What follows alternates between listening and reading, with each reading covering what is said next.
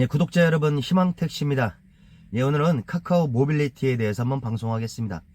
카카오 창업자 김범수 씨는 언론을 통해서 원점부터 재검토하겠다라고 인터뷰를 했습니다. 그러나 언론에서 흘러나오는 내용들은 가맹수수료 인하라든가 가맹과 비가맹 둘 중에 하나라만 운영하라는 이런 포괄적 내용만 지금 나오고 있는데, 희망택시 박 기사는 이거 이전에 선행돼야 될 부분이 따로 있다라고 저는 생각을 합니다. 지난 공정위에서 카카오 모빌리티에 대한 불공정 배차에 대해서 271억이라는 과징금을 부과했습니다.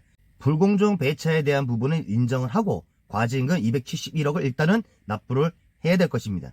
최근 공정위에서 타다, 마카롱 등 타 플랫폼에 가입했던 기사들에 대한 콜 차단 부분에 대해서 검찰에 고발을 했습니다. 카카오 측에서는 공정위에다 동의 의결을 제출을 했습니다. 동의 의결이라는 것은 사업자 스스로가 소비자에 대한 피해 구제와 원상 회복 등 타당성을 인정받으면 위법 여부를 가리지 않고 사건을 신속하게 종결하는 제도입니다. 결론은 뭐냐면, 일단 타다라든가 마카롱의 다른 부분 가맹했던 분들의 차단을 일단 인정을 한다는 거죠. 일단 인정을 하니까 고발은 없던 일로 해달라는 얘기입니다.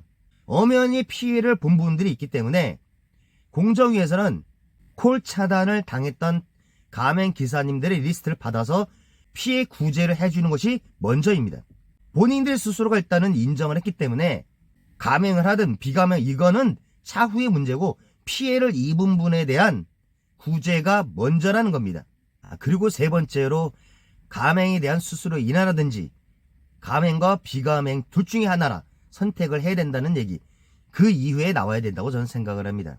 심판이 선수를 같이 뛰는, 그러니까 가맹과 비가맹 중에서 둘 중에 하나만 선택해야 된다. 이 부분은 현실적으로는 좀 어렵다고 저는 생각을 합니다. 가맹 기사님들만 가지고 현재 콜 소화를 할 수 없기 때문이죠. 그렇다면 가맹과 비가맹은 같이 공전을 하면서도 가맹 콜은 가맹한테 줘야 되는 거고 중개 콜은 비가맹 기사들한테 콜을 줘야 되는 겁니다. 택시를 이용하는 승객분들은 띠가 둘러져 있는 가맹 택시 블루가 오든 일반 택시가 오든 차이점을 사실 느끼지를 못합니다.